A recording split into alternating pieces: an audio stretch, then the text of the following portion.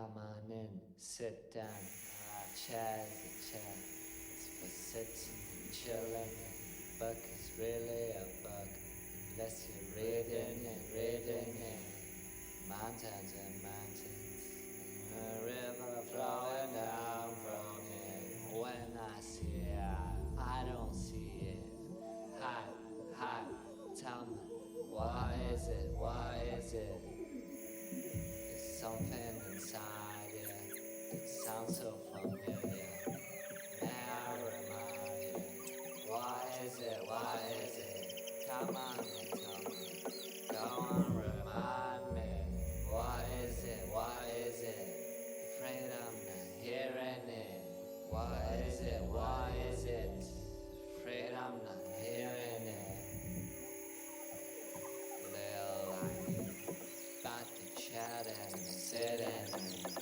Fights for chilling, yeah. Found myself slipping in it. Mountains and mountains, and a river flowing down from it. Yeah. When I see it, I don't see it. Hi, yeah. Tell me alright. What is it? When I see it, I don't see it. Hi. What is it?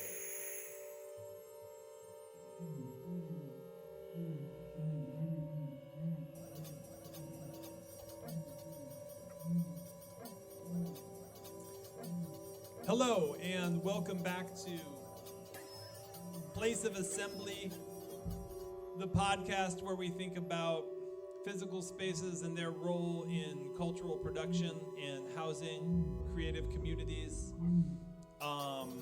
Happy holidays, everybody. We are fortunate to have an incredible guest this evening, Ms. ELENA SIYANKO, Executive and Creative Director of the brilliant and stunning space in Chatham, New York, PS 21. I was fortunate to be up there and walk the space recently. It's an outdoor amphitheater and indoor black box theater and artist residence powered by green energy. There's all kinds of stuff going on with that ELENA will tell us all about. ELENA has held a number of positions in her career as a curator and organizer and culture worker, generally working to advance the interests of forward-thinking creative work. She was the Director of Advancement Initiatives at the Clark Institute for the Arts. She's going to correct me about this. I'm sure I'm getting this wrong. And also was the Assistant Director of Cultural Development at Bard College. So I've rather butchered her resume, but you get the point. ELENA, you can emerge from beyond the icon and save me.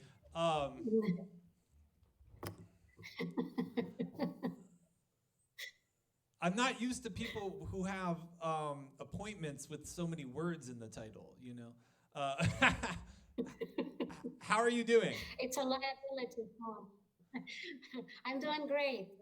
Happy holidays, everybody in your audience, and happy holidays, Sam. Thank you. Where were you upstate for the holidays? I am here, if you know the town called Tivoli, New York, 2 hours north of New York City. Right. Yeah. Tivoli is a beautiful little town, and we enjoyed a dinner there recently. So let's dive in. I mean, there's all kinds of things about your bio that I'm sure we're going to get into, but why don't we start by let's tell everybody. There's so much to say about PS 21. It's in fact kind of a hard space to bring to life using words, but let's give it a go. Yeah, it's an amazing, really amazing new theater that It's so new that not many people know about it. And as you know very well yourself, it's been years already that the Hudson Valley was really becoming this kind of generative force in creating fantastic work. It's a home for so many important music, visual, theater artists in the United States. A lot of people have been moving here for years now in New York City due to the cost of living. And apart from known large institutions that everybody probably is well familiar with, such as Tanglewood and the Berkshires, Spillo, the Fisher Center at Bard. Suddenly, there is this new marvelous performing arts center in the town of Chatham, about 20 minutes east of Hudson. We just opened in 2018, and I happen to be the first executive and artistic director of this theater. The venue itself, SPS 21, existed for 16 years, programming in a tent, and then built this incredible facility that is located on 100 acres of apple orchard, hills and meadows, and this just amazing topography where we not only have a state-of-the-art theater, which is entirely green energy, geothermal. There are very few theaters in the United States that are fully LED. And it somehow happens to be the kind of space that really suits the most contemporary artistic needs. The reason I say that is because it's not hard, so you don't have to create this kind of, you can experiment, you don't need to bring 3,000 or even 1,000 audience members.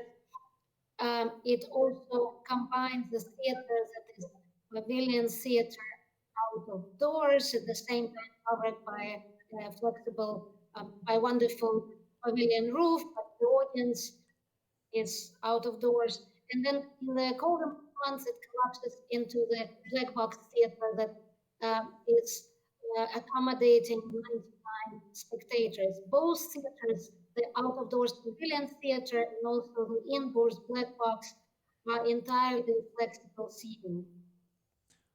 Okay, ELENA, I'm going to suggest something that is going to be a minor blip in our production here, but I think the internet connection is a bit rugged on your end. I understood what you said, but I think for people hearing it the first time, it might be a little hard to decipher. So here's what I'm going to suggest. I'm going to call you on the phone, and you're going to stay where you are, and you'll hear me through the computer, and then I'm going to plug the phone into the PA here and see if we don't get a clearer signal. Is that okay? Sounds great. You can, I can also connect myself on my phone so that we are not on my computer. That's easier. Well, let's try this. I think this will be quick, and I think it will work. So, people, Right. bear with us. I'm going to call ELENA on the phone. 1 second.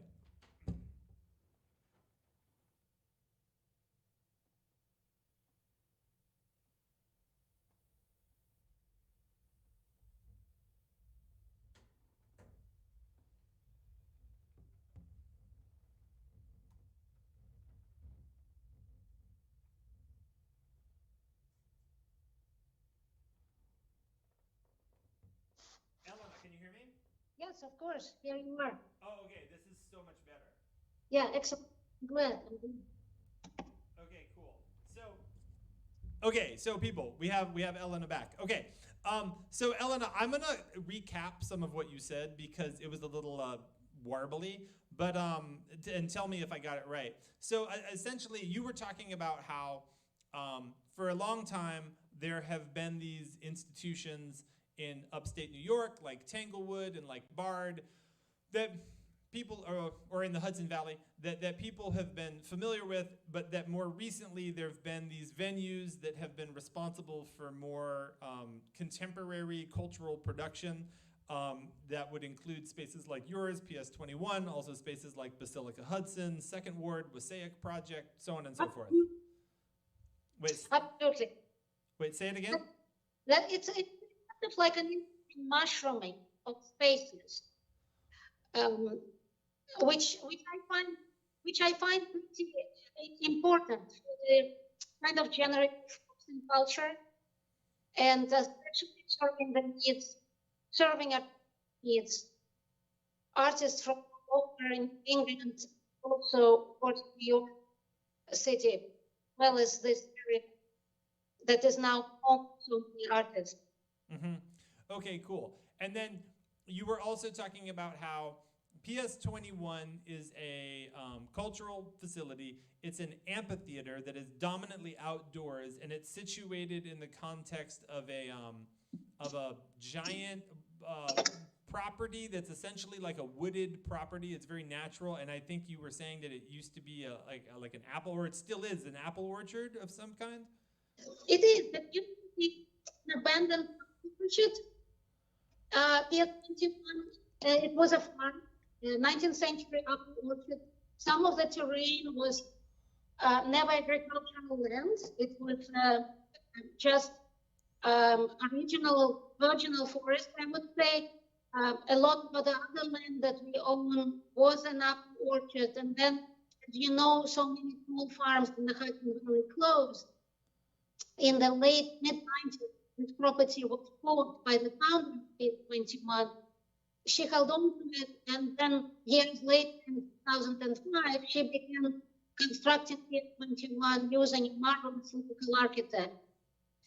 So a lot of things are custom made, but we still are in this giant property that is quite magnificent. Right. And so, ELENA, another brief pause. Am I on? Do you have me on speaker? I do. Just out of curiosity, can you try taking me off speaker, like actually just talking on the phone? I just want to see Yes. just try it. Let's see if it changes anything. Yeah. Is it better? Yeah, I think that's better. Yeah. Okay. Oh yes, it's amazing, dude. We did it. Okay. Okay. So yeah, so you're up there and you're in this space that is part, and I would say dominantly an amphitheater that is like semi-outdoors, but that also includes a stage area that during the winter months, during times when we're allowed to be inside, can be closed off and function as a black box space, right? Yes. And then you're situated in this apple orchard kind of setting, surrounded by the beautiful Hudson Valley wilderness. Yes. Okay. Pretty much. You got it. Okay. And I think despite our terrible connection, you got every single point about the beauty of PS21. okay. Well, I already knew a lot of it, and I've been there, so I have an advantage. So no, but I'm so happy that we worked this out. Because this is actually, now you sound perfectly fine. I guess another thing is, we lost your video, FYI. Another thing is that the program of PS21 and your particular curatorial purview there, how would you characterize that?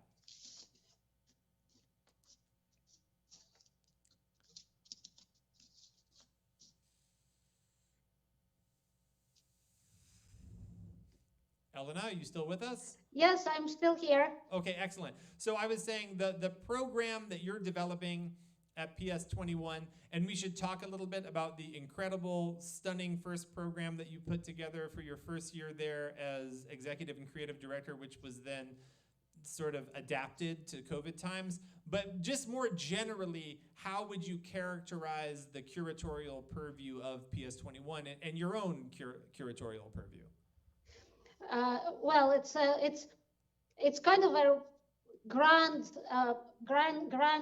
statement, a curatorial purview. So I would prefer, frankly, some a more humble position, if only for the fact that the space is so new, and also there are all kinds of aspects that enter into play when you enter a new organization, when you have to create an identity for the organization. You have to look at what your peers are doing, how you can work creatively with the community, what existed there before, what will drive forward various needs of both the local community that lives year-round, and then, of course, respond also to our own curatorial interest and agenda, and also broadly respond to the incredible energy right now in the Hudson Valley, and even more so currently during COVID, where we see that not only so many creative people are here and have already been before COVID, but already so many new audiences are also here. And we don't know, I mean, I deeply believe, I love New York, and I deeply believe that New York will bounce back, but we don't know whether it will happen even a year from now, when people will suddenly go back to all the big presenters with the giant seating areas. And so I guess what I would say is that we are still figuring it out. But I guess as an overriding thought is that we would like to see what the kind of programming that will be generative and surprising, that will also follow the kind of current developments of also artistic practice, which is so much more multidisciplinary. It's a lot of work with technology. If you ask me, since you referred to our first season that we had to reimagine during COVID last summer, I would say it's, to give you an example, which is a little bit more traditional, that even in the world of concert music, we are looking at programmatically at a direction which would actually bring the dialogue and conversation chronologically with music of the past and music of the present. So I wouldn't say that we are strictly, you may look at our program last summer and you will see that there is Modern Music Fest, for instance, and there was a lot of new music and even one New York State premiere of contemporary composers. But I would say that it's not going to be representative of what we aspire to create in the future. I think in the future we will be a lot more conversational with the past, with music of the past, and how it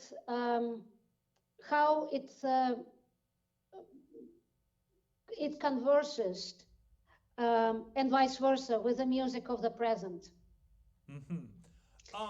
So I'm gonna roll back the clock a little bit. In the beginning of your response, you were talking about taking this very engaged approach to programming the space, where you were considering what had been happening there before, what's generally going on in your surroundings, what's happening with your peers, and what are the kind of needs and the potentials of the community that you serve. I'm interested to hear more about your experience coming into the space recently, taking over a space that was already operating as a space, and then the time that you've been having in terms of those pursuits to be engaged and work in dialogue with the things that you mentioned. It's a very good question. I think with a lot of, let's say if you were at Lincoln Center, the kind of architecture almost dictates to you what the possibilities. And I think every space is like that in terms of architecture of the building itself, topography of the surrounding area, the urban environment, or in our case, it's a very rural environment where PS21 from one hand is situated on the most amazing property where you can see Catskills in the background, gorgeous sunsets, blooming apple orchards in May and June. And from the other hand, it's a completely contemporary state-of-the-art building that responds to every kind of interesting, complex need of contemporary art practice. So that definitely dictates to us what we would like to do in the future. For instance, if you take the building, a sprung dance floor is not only on stage, analog dance floor, but also in the warm-up areas.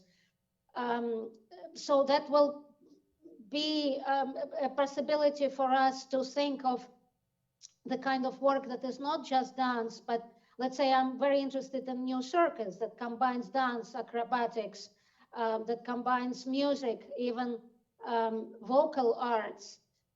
If you look at the property that is 100 acres, it kind of brings us to the idea of what theater is and why do you even need the building?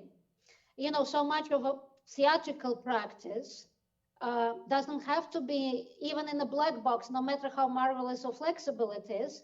And so we are very much exploring the work in the landscape and immersive and participatory theater that can be produced on the property and on the trails, which is partly what we have done last summer when we created an environmental adaptation of John Luther Adams's 10,000 Birds before it was presented in a concert format in our open air pavilion theater. So you're completely right to ask the question how that space informs how we think about our work in the future.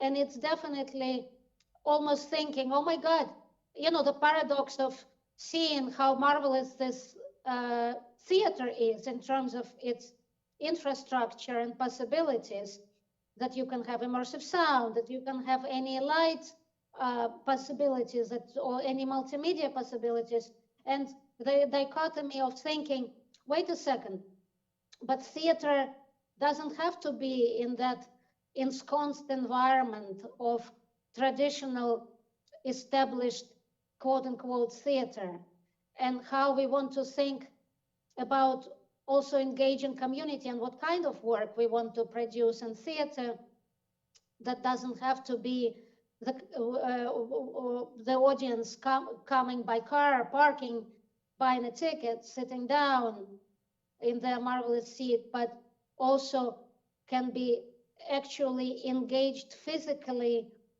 into the work and also engaged physically as an audience in how you move through space, which is what we have done last summer also with some of the works of choreography and installation work / choreography we created last summer in August. Mm-hmm. So that is fascinating that you have so much to work with and that you can think about your space not just as the physical structure that is there to house these events, but also in terms of the full potential of the 100 acres that your space sits upon, and then the possible implications for presenting that embodies or holds the potential of. Now, my next question was pertaining to something else that you said, which was about the overriding or overarching kind of attitude of the program being generative in nature. But in a sense, you already speak to that somewhat by talking about the engagement with the space and the property, because there's something inherently generative about taking a piece of work like Luther Adams' 10,000 Birds and then imagining it on your trails, and then executing it that way. That in and of itself is already functioning as generative. And say more about why, because I'm a huge fan of cultural spaces being platforms for generative cultural practice and about there being something inherently generative about space and how it's used. And I'm curious to hear you say more about why that's important to you. I think it's, I look at it from, to answer your question, there are several things come to mind. Some are more serious, that are driven by problems and issues in American presenting world, such as even the idea of accessibility and participation in the arts. That's one aspect of it, that so much of artistic life is expensive. And, you know, all the summer festivals and very, very attractive locations and Tanglewood and other places, you buy a ticket, and oftentimes for the big primary program of the big festivals and series in the Berkshires or in the Hudson Valley, the tickets are expensive. You know, if you go to festivals in Europe, you pay 12 euros, 15 euros. You know, I'm not speaking about Bayreuth or Salzburg Festival, but you know what I mean. There is a plentitude of street arts festivals, and I think that's where I'm coming from, that despite the fact that we have a so-called traditional space in a way you experience the arts, right? We have the stage, we have comfortable seats, we have comfortable everything, parking, attractive space, attractive cafe.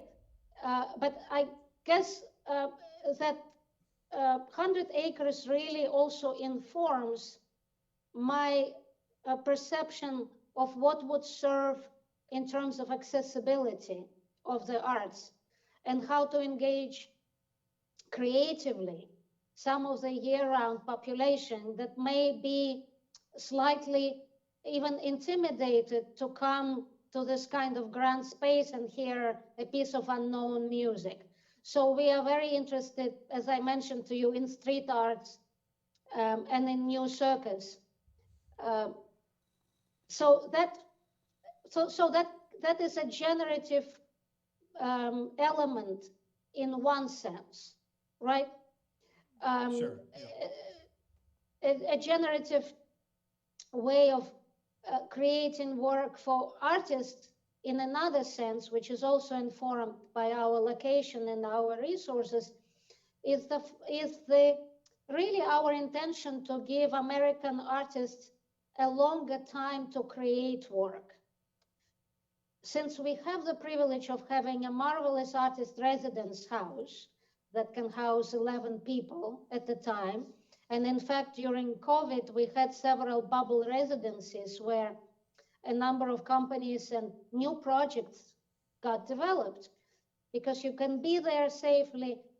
But my own interest is not so much even the small residencies, short projects of 5 or 7 days, but a more substantial time, which is what so many artists need, let's say 4 weeks, to really dive in, have space, have beauty of the surrounding, have fantastic stage, living quarters, and not to think about anything else, but really dive into developing work that is more serious and that is not undernourished, which is so much of, you know, independent theater, and especially, I mean, I don't like that word experimental, but, you know, smaller independent artists really lack and would really benefit from. So that's another aspect of that word or notion of being generative. Right. This is just, I mean, this is a statement in the form of a question, or rather a question in the form of a statement, but I find that there is a very acute difference between spaces who fundamentally adopt a position of representation, where they're they're presenting work and they're seeking to present that work in the most accurate, amenable way, versus spaces that take the position that what's happening with the work is becoming, and the presentation aspect is kind of just like a node on this timeline of evolution. Do you understand what I'm saying? There's a fundamentally like philosophical, like pretty stark difference there. Do you know what Absolutely. I mean? Absolutely. And I like your question very much. Also for the fact that I think because we met through your work as well, and what I commented to you about your work, that your space, your practice never felt packaged. And that's how I feel about PS21, that I'm much less interested in booking acts, right? And creating a packaged product. Like a known dance company comes and they deliver a product that is being toured. But I think it's very important, and that I guess I come to that again, second or third aspect, the notion of generative, where you actually try to develop a situation, right? A destination for an idea that can become generative or maybe not. But ultimately, it will serve to create, from the point of view, let's say, of the presenter and developing an identity for PS21, it will serve to create the kind of singular programming that hopefully will be an additional force in already active Hudson Valley scene. But I think that aspect is incredibly important, where you bring artists whose practice you find exciting, who are active, who engage with contemporary ideas, who are smart, and you try to bring them together and see what's going to happen at the space. So from one hand, it's a very risky position, right? Because you don't know what's going to happen. You don't know whether it's going to be wildly successful and suddenly you will be sold out. But I guess that kind of position is really more productive ultimately for the general energy of the field, of artistic field, and to really serve to maintain artistic life. Yes, I mean, I couldn't agree more. You're absolutely, we're on the same page here. I mean, I have the feeling that if you're sure something is possible, then why do it? Which is often to my detriment.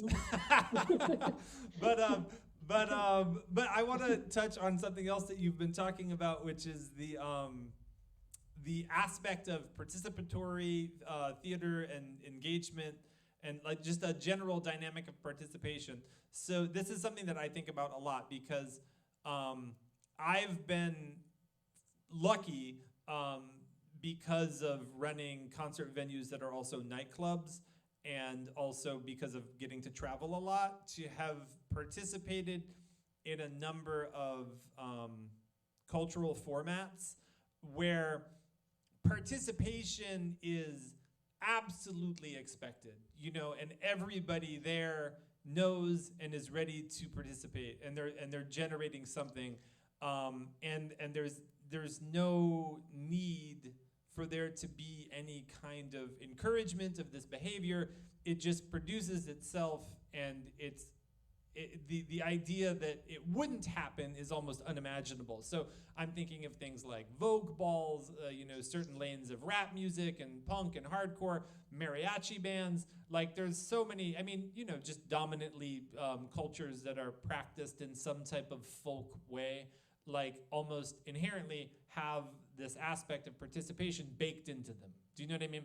And then there's another area of culture where a lot of like footwork and leg work needs to be done to make people feel invited into the performance in that way whereby participation would be encouraged.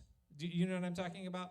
And this is, I think, going to be a kind of adjacent conversation to your interest in New Circus, which I want to talk about next. But I'm just, that's such a curious thing to me that there's like a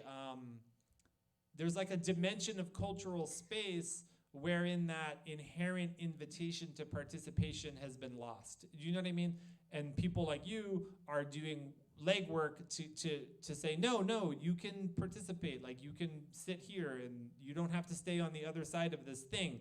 But what do you think about that? Like, how did we get there? You know what I mean? And what can be done about it? That is again such a big question, but in a way, it's that dividing wall, right? In established presenting institutions of what we think art experience is. You cannot imagine, you arriving to listen to a grand symphony and necessarily participating. And I think it's more the variety of experiences and variety of the kinds of theater and artistic practices that we really need to bring closer to the center of this establishment. I wouldn't say validation, but the kind of support. If you think of participatory theater, a lot of times it's for much fewer audience members than 300 or 400, right? Mm-hmm.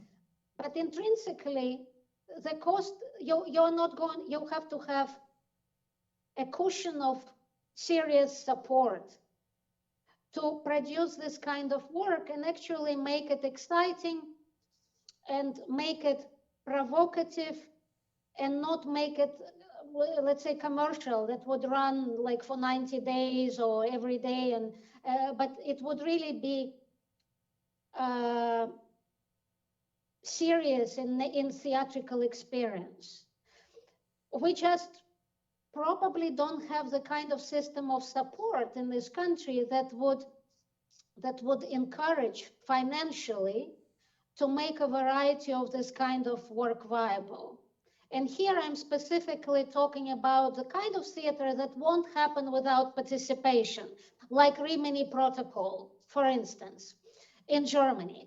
You know what I mean? That there are some theatrical productions that, or let's say taking another establishment theater called Schaubühne from Berlin, Enemy of the People, a recent work, not so recent work by Thomas Ostermeyer. It's not for 12 or 14 audience members, it is for a much larger army of participants, but it's still participatory. And audiences drive that work. And the work may not happen if audiences don't participate. And I think you are in a position of the kind of space and a very democratic platform based on even on the nature of how you produce and present work that has this element of participation as a given.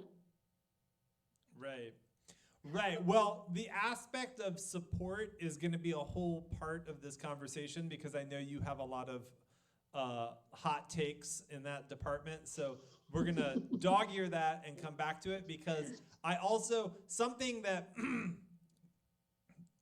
I don't get a lot of opportunities to talk about or learn about is New Circus. And I know that that's something that you're very interested in. So can you, for a lot of people who would be watching this or listening to this, they may have no association at all with what New Circus means or describes.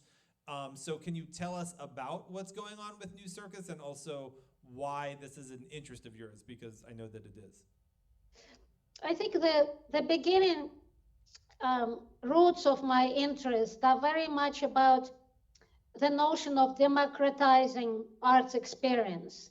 And I was very much inspired by a number of festivals from abroad that have, or countries and cities that have a very rich tradition of street arts and also circus and also art in public spaces, where I don't necessarily experience, let's say, in New York, because we have fewer and fewer public spaces for the citizen participation.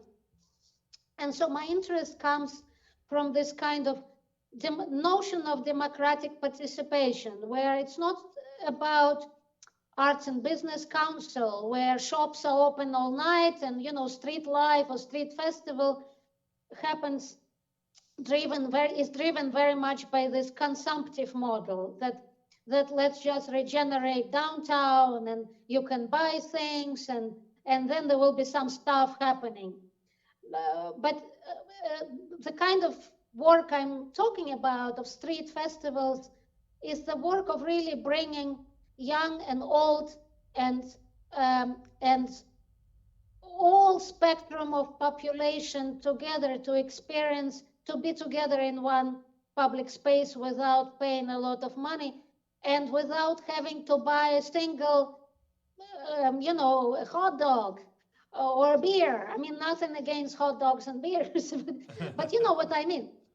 So that's kind of the beginning of it. And in terms of describing the actual art form, it's like, if you take dramatic theater and post-dramatic theater. And so in this current iteration of incredible and exciting work that comes in New Circus, if you can imagine a combination, first of all, it's a combination of different disciplines. And I don't mean circus just acrobatics or lions and tigers.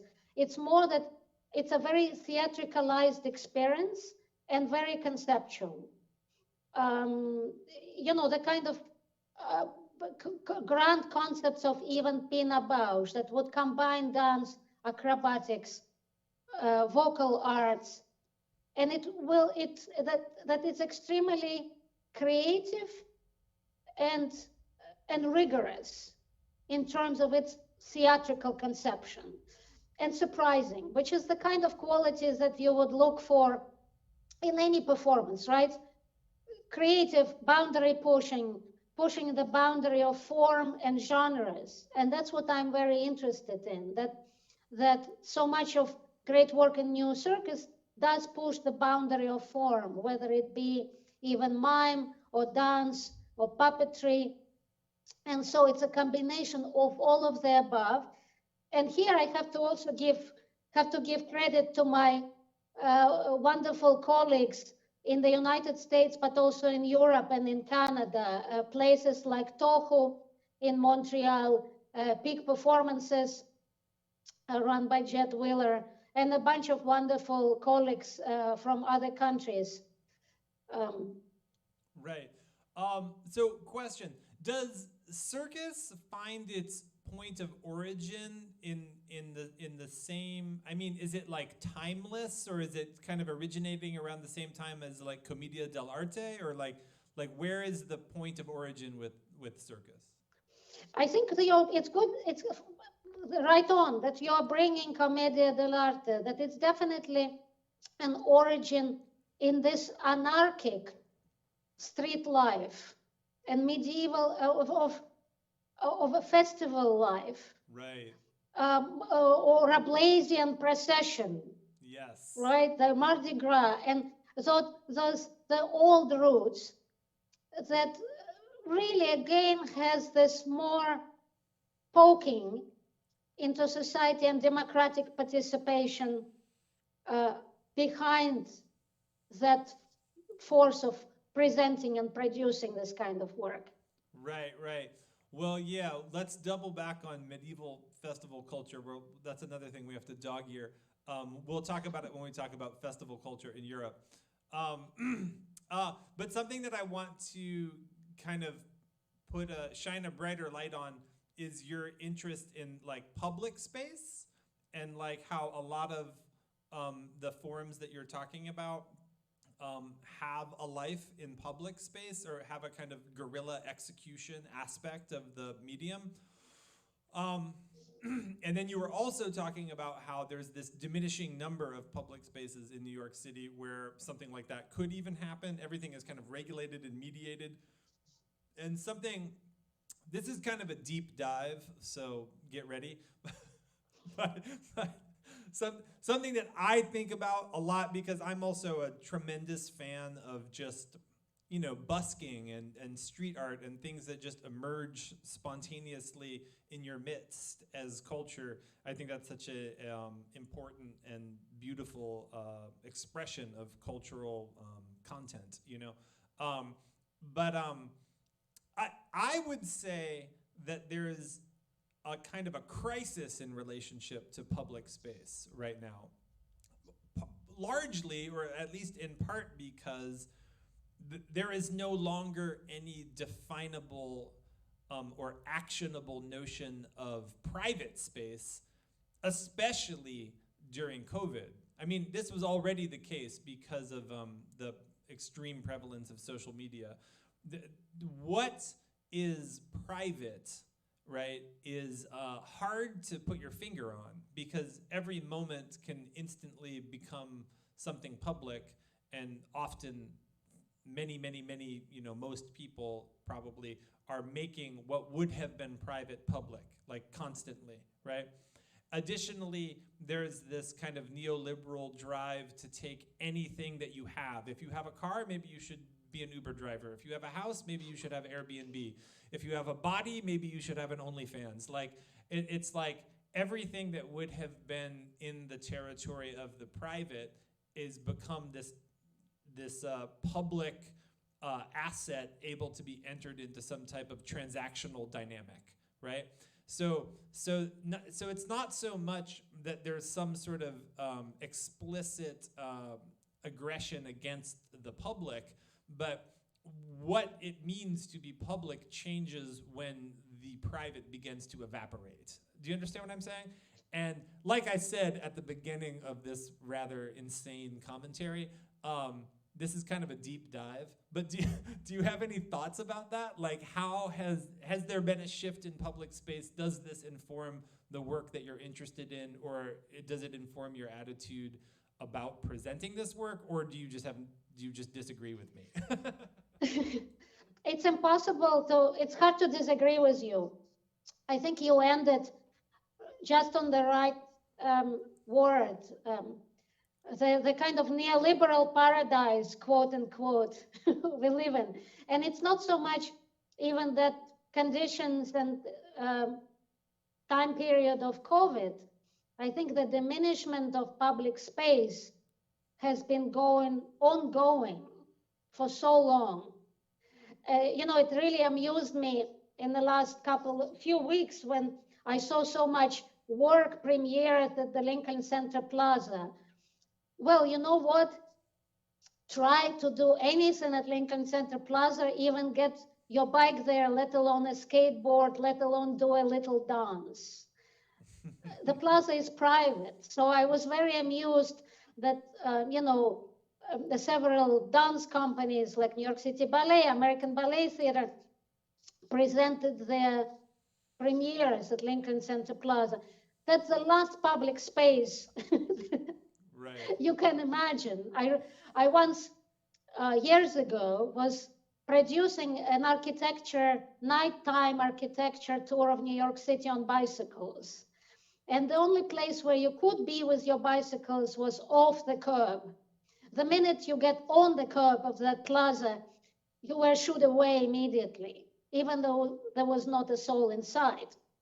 And right. So the innocent group of of nerds on bicycles interested in architecture had to be chased away from that iconic Lincoln Center complex that is quintessential if you think about history of New York City architecture and Philip Johnson and so on.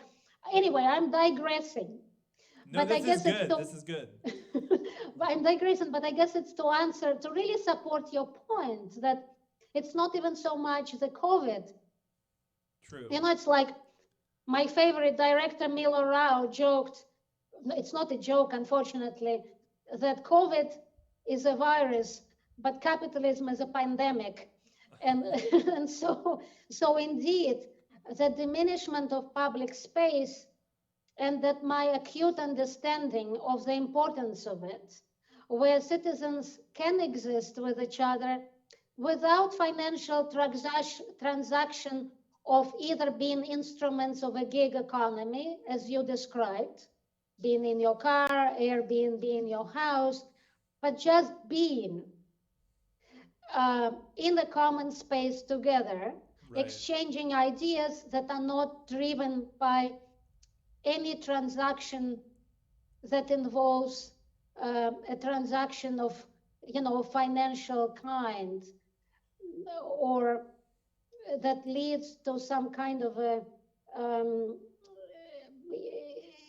that is really truly suspended without that exchange, notion of exchange. Right. Yeah. Yeah. So this is gonna we're gonna follow this line of flight into the discussion of festival culture in Europe, and then that's gonna deposit us into the funding discussion. But I'm just foreshadowing. But like yeah, there's this kind of diminishing. This is I think especially an American phenomena. I mean, I haven't been everywhere in the world. Do you know what I mean? But I've been to a lot of places, and there is this attitude about public space in America, which is to try to shrink it so that as much space as possible is like governable by some entity. Whereas, let's just use Europe for an example, like a kind of active logic of a notion of like the commons, where you have almost every city or town in Europe, a driving force socially are squares, town squares or circles. And in New York, we have an abnormally high concentration of that kind of thing for America. Do you know what I mean? But even still, it always feels a little bit hemmed in, somebody's trying to stop you from doing something wherever you are, and there is this like incredible beauty to being in a city like Krakow or Rome or, you name the city in Europe, really, where you're in the square and there's this like composite logic of all of the social goings-ons and people just cohabitating, and then the potential of that space. You know what I mean? So I'm just saying that to say that I share that appreciation. But let's work toward, you have a lot to say about, okay, I'm contradicting my roadmap that I spelled out earlier, but that's okay. But we've had some exciting conversations about funding models in the United States versus in Europe. And I'm gonna highlight something that you said to me that I thought was really interesting because I'd never looked at it the way that you presented it to me as an American, which was, we were talking about funding for the arts in Europe, and something that you said was that people always say and complain that there's no funding for the arts in America, but that there is this dimension of fundraising, which is that what America does is this kind of inverse model, where it's not that we provide so much funding for the arts, but that we have the 501c3, the not-for-profit, that allows charitable contributions to cultural programming to be tax deductible, right?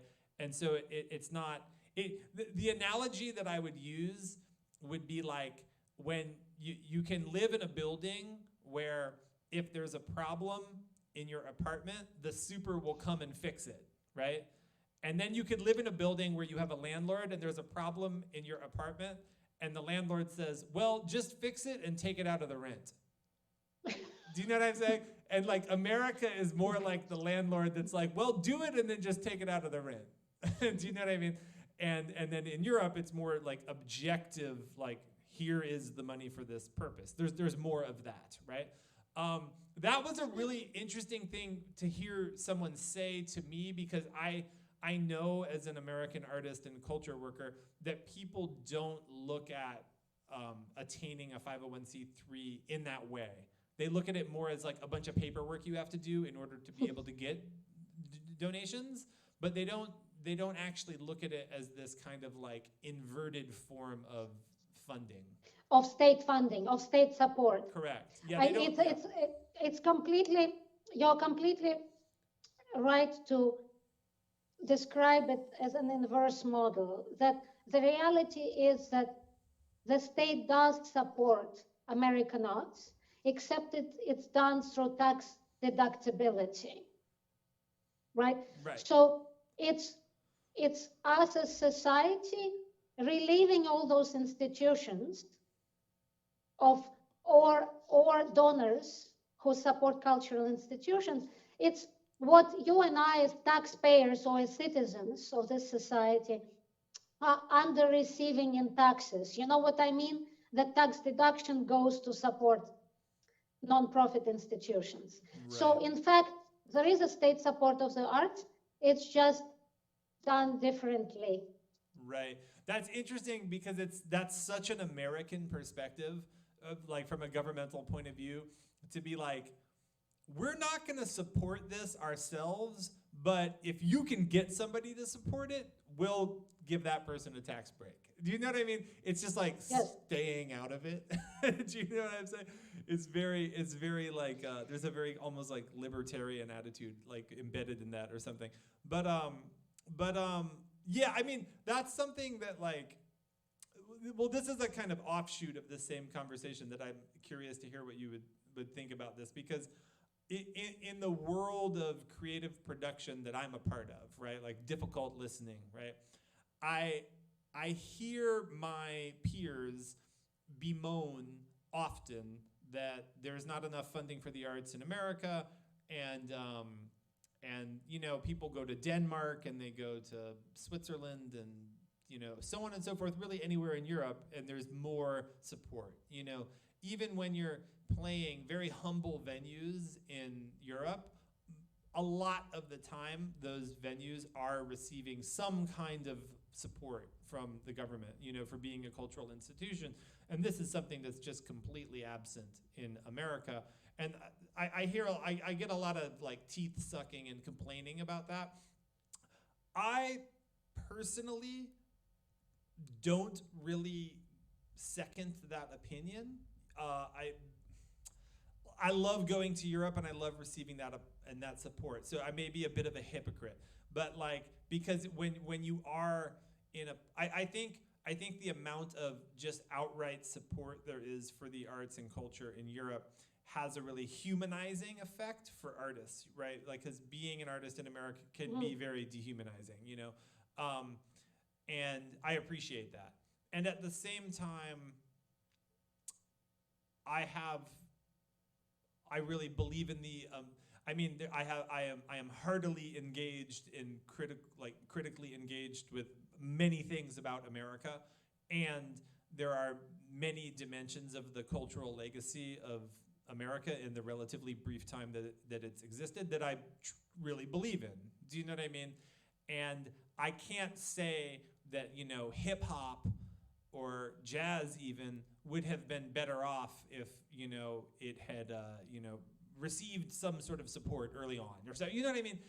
And there is, and this gets into a really problematic territory, and I'm not even really entirely sure how I feel about it because to say, no, it's good the way it is, it's like stay hungry, like you're gonna make better work if you're hungry. This really disadvantages, you know, people who are already struggling much, much more as cultural actors, and that's certainly not something that I mean to promote. And then at the same time, you know, there's an undeniable cultural legacy that has emerged from this situation that also can't be ignored. Do you know what I mean? So I'm just wondering the strengths of the different models. Like, what do you think?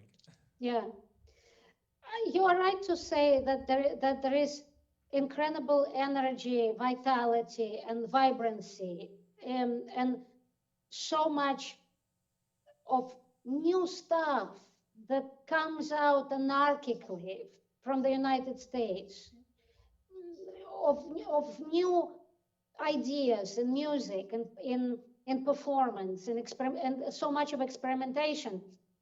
I guess what I would draw your attention as an argument to comment on what you just said was that had this non-support, quote unquote, been equally non-supported or distributed equally, that you don't support New York Philharmonic by the same as much as you don't support a small theater in the East Village or in Bushwick. That would be one thing. But what I observed, and COVID only amplified this big problem, was that I see that there is support coming to institutions, but not to artists.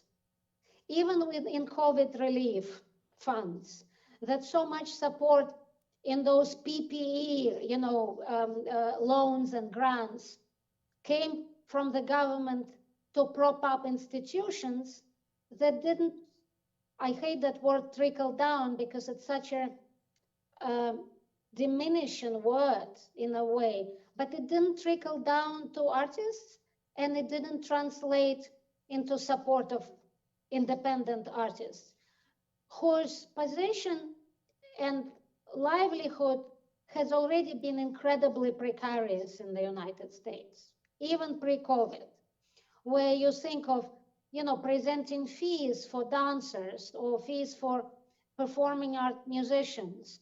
That's a huge problem that we have to address of how we go forward. It's like there is so much conversation now, after COVID, it will never be the same.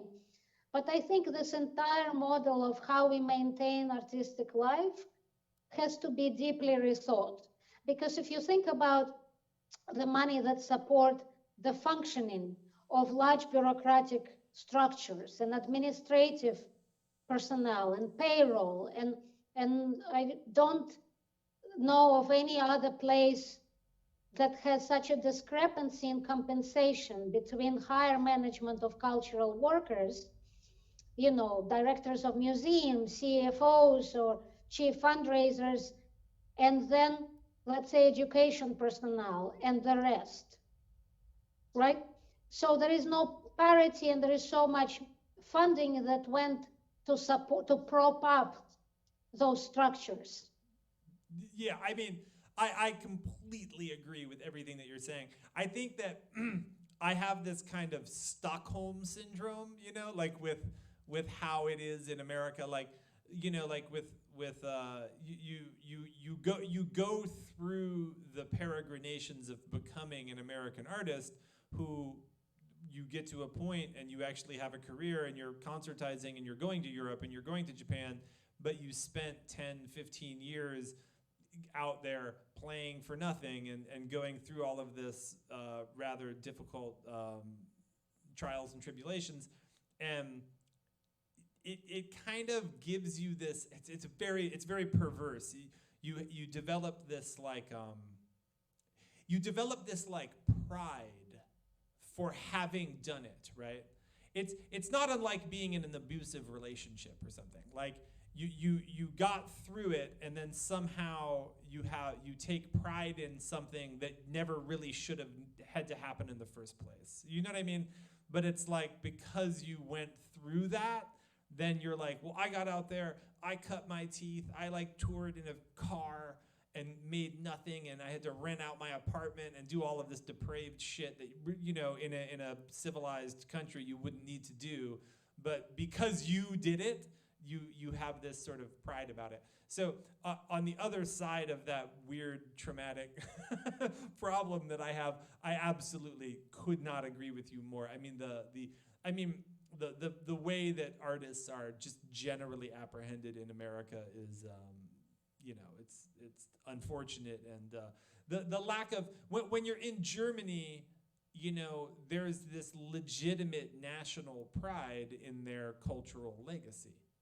Composers, Bach, Beethoven, like they're really just proud of it and they want to support it. So any young emerging German conservatory student maybe is going to be the next German composer, and that's something that they just organically feel good about supporting. Do you know what I mean? Yeah. And in America, we don't have that. It's just like, well, okay, Charlie Parker, he pulled it off. He did it somehow. So why don't you just get out there and do it somehow? Like, he didn't need any support. Do you know what I mean? So it's like, it's Yeah. weird. Yeah, it's almost like, you want to be an artist? Too bad. Why do I need to be paying attention to you? It's it's like you're correct to say, bringing up the example of Germany, that it's truly a numbers game. That not everybody may be Helmut Lachenmann or Bach and Beethoven, but it's a numbers game. So you're supporting this field that will generate 1, 2, 3 important composers that will remain in history. Yeah, that's kind of why we have so many fantastic musicians coming out of Finland, because of this incredibly strong public school music education that is just embedded in their curriculum. It's part of it. You can't escape it. Right. And it's kind of everywhere. Yeah. I mean, and the other thing that's so perverse about America, especially as you climb up the ladder of the halls of culture and power and influence, is that every person in some position of influence will lay claim to some acute appreciation of jazz, or tap dancing, or rhythm and blues, or Appalachian folk music, or something. Like when you're in these kinds of situations where you're talking to people that maybe have managed to accumulate some resources in their life, or who were born with those resources, and they find out that you work in culture or that you're an artist, they're not disinterested in culture. That's what's so perverse about it, is that a lot of these people I have found, I mean, some of them are deeply ignorant, that's also true. But I've had many really richly informed conversations with people who are in the position to make these kinds of changes, and yet at the same time, they're all embedded in a system that systemically deprives the very people who they claim to appreciate of the resources needed to produce the work that they're busy consuming in their earbuds. Yeah. Yeah, that force of inertia is a very powerful force. Look at the healthcare system. That we know that national healthcare would be more productive in terms of not only effectiveness, but it will cost less to society. And yet these changes are not possible to implement. And the power structures are incredibly entrenched. You know? Oh yeah. No, it's a conundrum. It's a conundrum. Something will happen. We will be there. So we shall see. But we could complain about this all night. But I want to ask you. And also it's interesting because you're from Ukraine, and here you are. Ukraine is something. The cultural situation there is something that I know literally nothing about. But let's work towards that, because I want to touch on the another thing that we've talked about before, which is and this also ties into the historicity of a notion of public space, which is the work of festivals in Europe in connection to the history of festival culture in Europe, and then commensurately or symmetrically in America, the work of the festival culture in America. So, but just starting with Europe, you have been a big proponent, just in our relationship, of the incredible work being done by festivals in Europe, and I agree with you. And something that I'm interested in is this connection between modern day festivals like Unsound and Donau and so on and so forth, and there being this very, very long history of days of festival being central to a town or a group of people or something. I think it's an important notion, the connection to a place. And that's also dictated by historic circumstances where, let's say you go to a city in Europe and it's known for a particular festival. But I can bring you an example of a festival that really was created by a commitment on the part of the county, the city, the government to actually make that place as a destination for a particular kind of work that would thrive for the public. So it's really a combination of political will that is essential.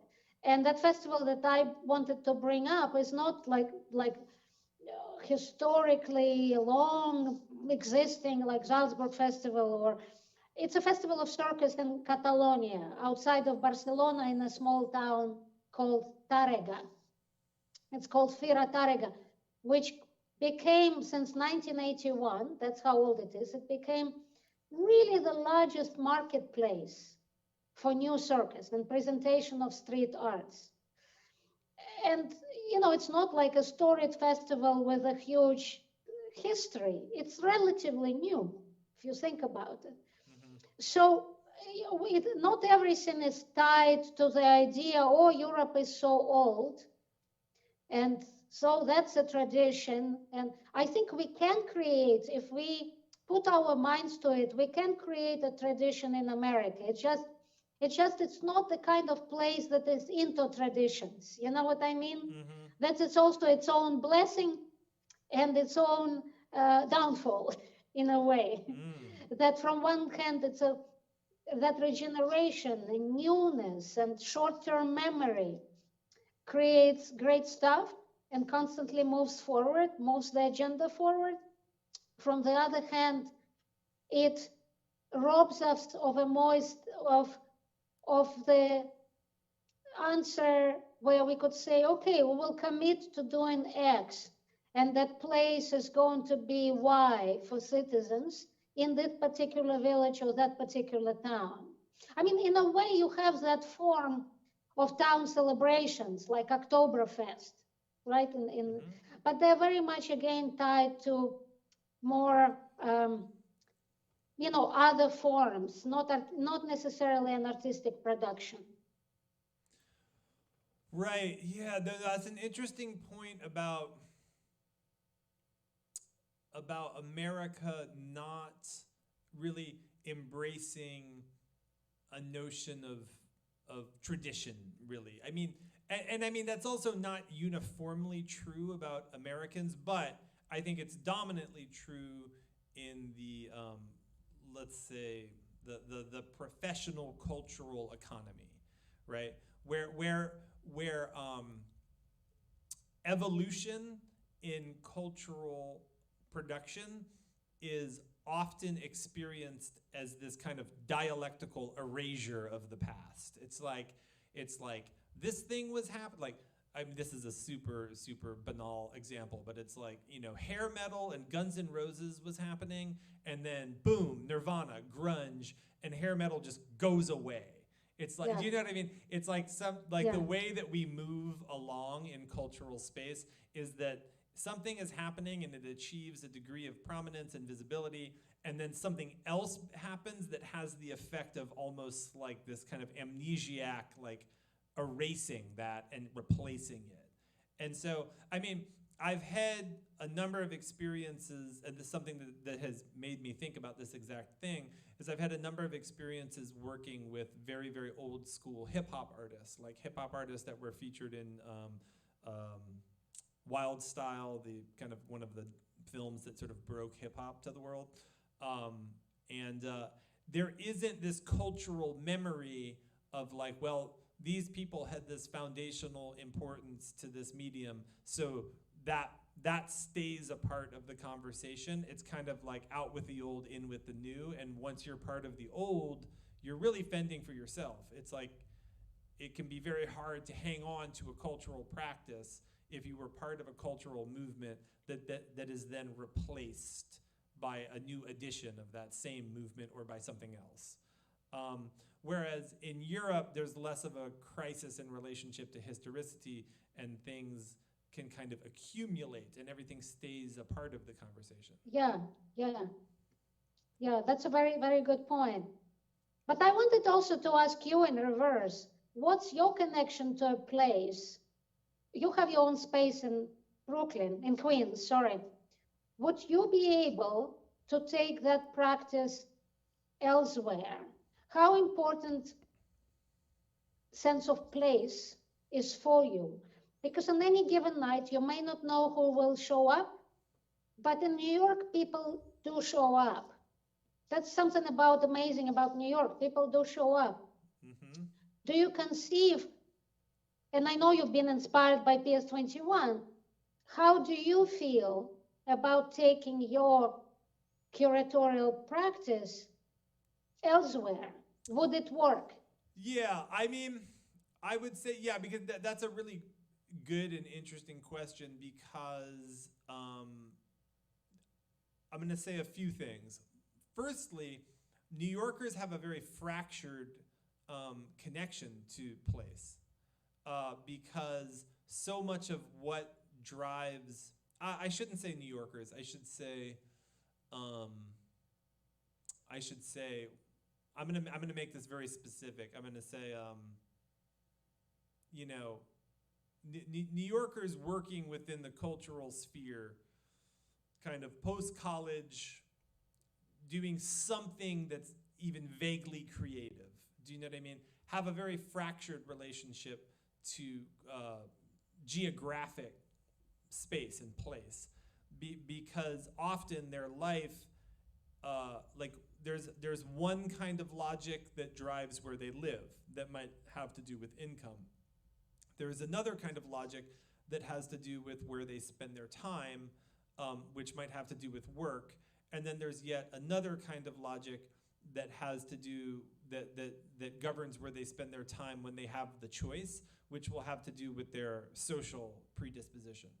You know, and that can become very, very heterogeneous geographically within the city, in a way that's kind of inorganic.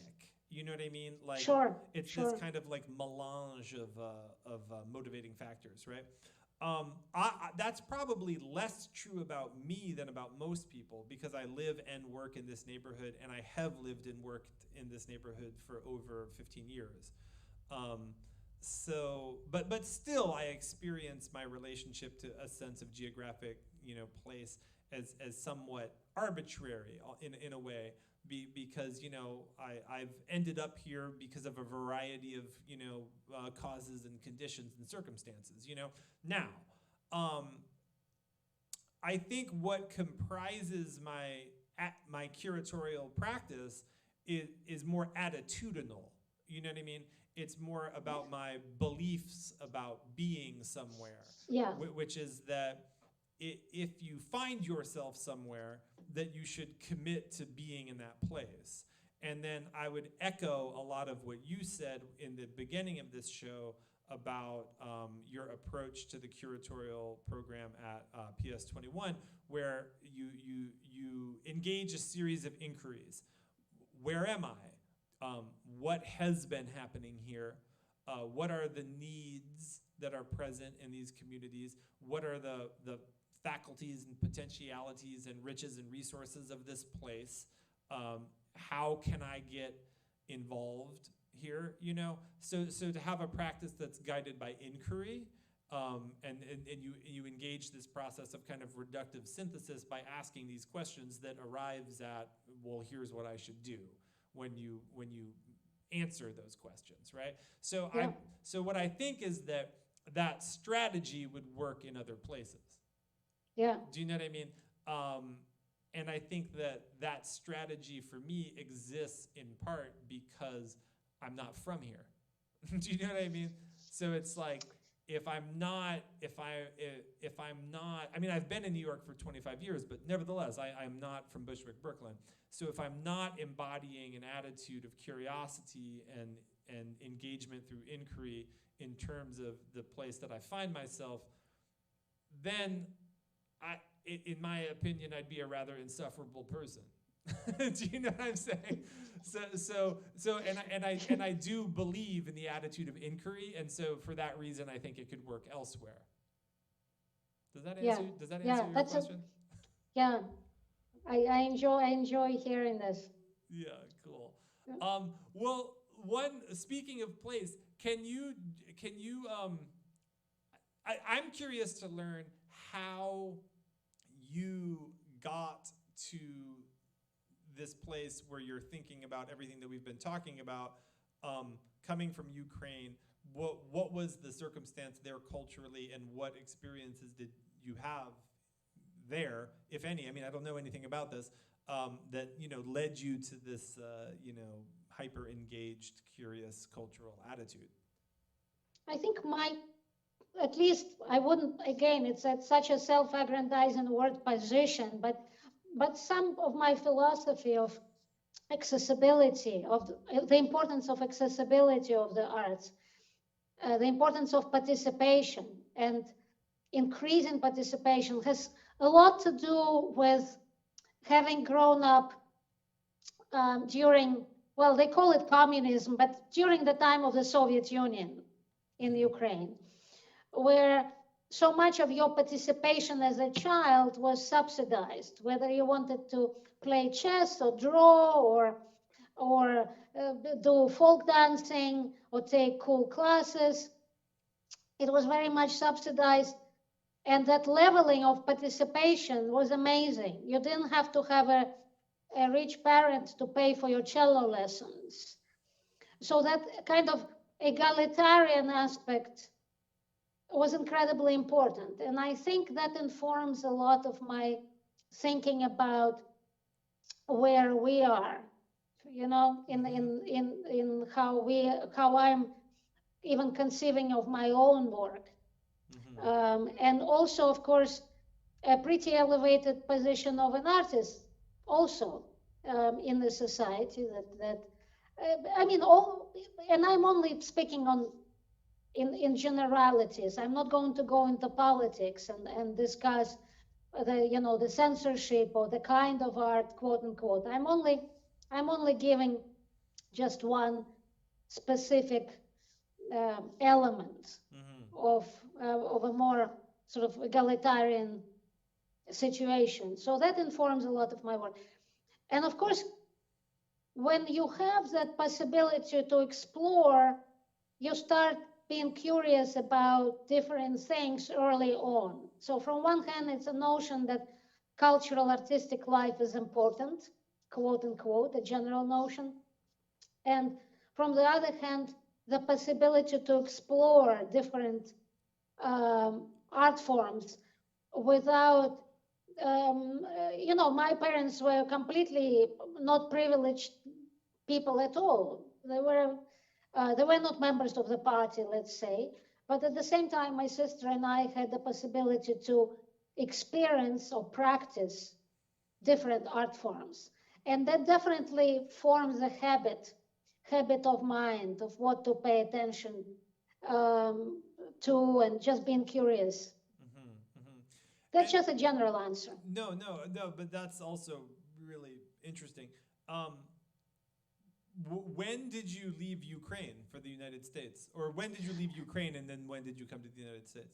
I left Ukraine after Soviet Union collapsed in 1993, when Ukraine already became independent. And I just came to the US to go to study for the second year of college. I kind of ended up in an incredibly lucky position of being accepted to a US liberal arts college. I stayed there for 3 years, and then I moved to New York and just started working and decided to stay here. I never had the plan. It all kind of happened. You know how people come to New York from everywhere and then they decide to stay. I still kind of have a mental sort of thought that I'm on the airplane, that I'm not an immigrant. I don't have really a long history of relations, of family contacts who lived in this country. I'm kind of like a cultural gastarbeiter. Oh, wait, a cultural what? Gastarbeiter. It's a guest worker in German. Got you. Yeah, God, that's interesting. So tell us what is on the horizon for PS21. That's a question that gives me a lot of sleepless nights, even during this marvelous holiday week when everybody should be forgetting about work. It's really, figuring out how, what we did last summer was very much driven by our desire to give artists support, not just the opportunity to perform, but also pay a fee, host them for a mini residency, to have to give an opportunity of a live performance for the artists. And of course, whatever we gave would not solve the big issue of livelihoods of so many people being cancelled essentially by the pandemic. It wasn't solving that problem, but at least it was that vector of what we were thinking. And I'm very much thinking along the lines, even this upcoming summer, of trying to see how we can create a situation where we can bring, from one hand, exciting new work, but also really work with a lot of artists who live nearby, locally. And that I think is going to be very important. And finally, as using the same idea I mentioned before, having people experiencing things physically. I think everybody is going to be tired of online stuff, and really coming to campus. If you don't want to buy a ticket to a music concert, that's fine. You'll come and take yoga, or you'll take some kind of a drawing class, or you will come for a hike with your dog or with your significant other.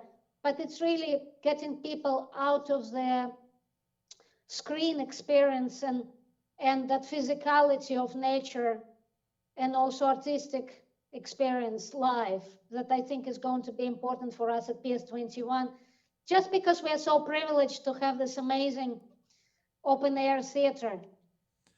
Yeah, absolutely. I think that I think that for all people running spaces, the attitude of and the importance of localness will be incredibly important as we emerge from pandemic,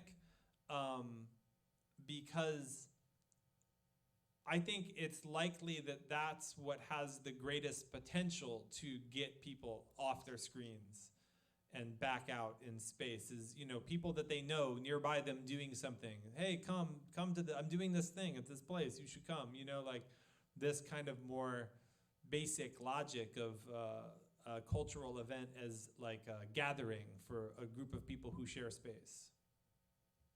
Yeah, I agree with you. I think it's true for you in your space as it is true for us. And if whether you're in New York, it will be very much neighborhood, community experience, neighborhood based. Yes, well, I look forward to that. Well, ELENA, we've covered a lot of ground, and I so much appreciate you coming on to Place of Assembly, and for everybody getting to learn about PS21 and your fascinating journey and all of your angles. I'm going to do my little outro here, but thank you for being on the show. I'm so honored. Thanks, Sam, for asking me. Happy holidays to you and everybody who is tuning in. Yes, happy holidays to you as well. So, and bye. Bye. Okay. All right.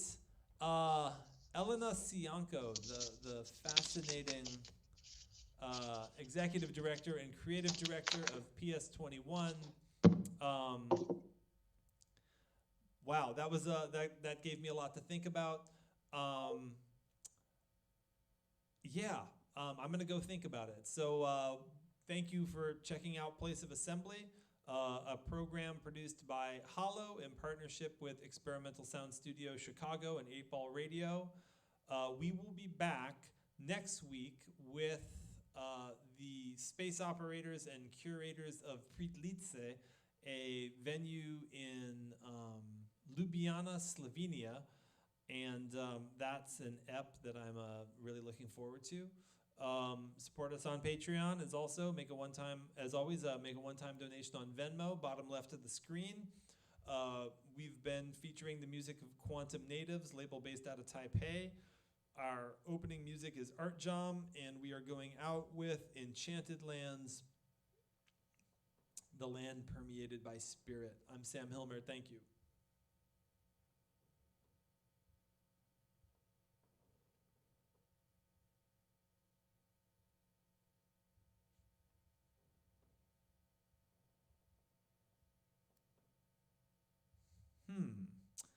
Will we be going out with this track? Let's see here.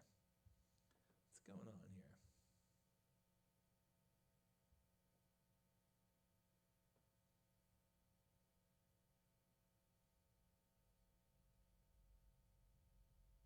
Let's see. I really want to play this track. Oh, I see what's going on. Just one moment.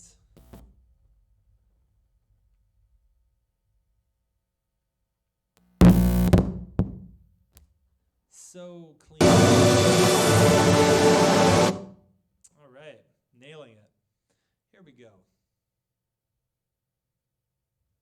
All right, y'all, see you next week.